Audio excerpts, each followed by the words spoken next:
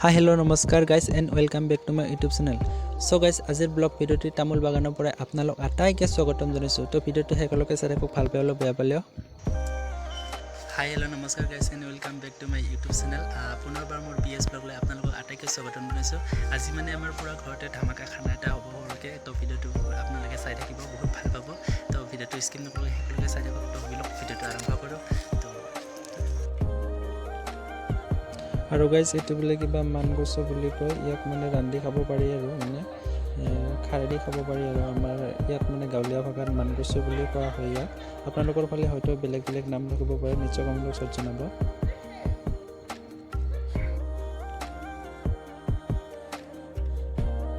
আৰু গাইজ এইবিধ শাক চিনি পায়নে? যিসকলে খাই পাইছে তেওঁলোকে নিশ্চয় চিনি পাব, মই নাম নকওঁ বাৰু, আপোনালোকে কমেণ্ট বক্সত জনাই দিলে হ'ল এই শাকবিধৰ নাম কি। আৰু এইবিধ শাক সাধাৰণতে গাঁৱলীয়া অঞ্চলৰ নদী বা পুখুৰীতে পোৱা যায়।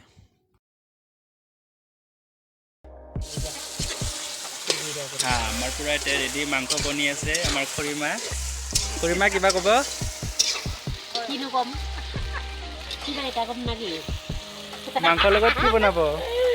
আলু আৰু আৰু ৰগুন আদা মছলা বৰ্তমান মানে একো এড কৰা নাই ইয়াতে।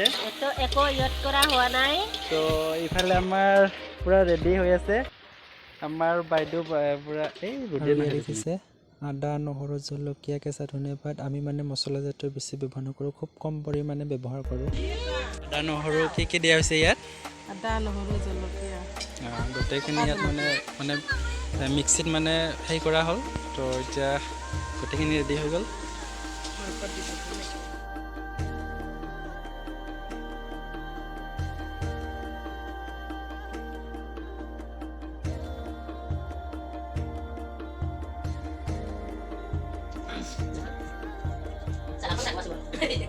আৰু এতিয়া আমাৰ খানা ৰেডি হৈ গ'ল, এতিয়া খাবহে লাগে। পুৰা মাছে মাংসই শাক আছে আৰু দেখুৱাইছিলোঁ যে শাক আছে ইয়াত চবে খাই মেলি গৈ লৈ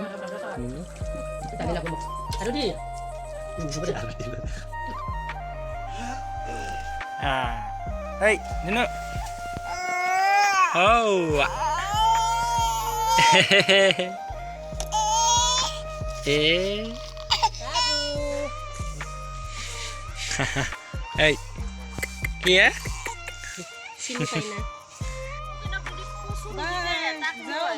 Bye bye. Bye. Ya bye di mana? Dadah.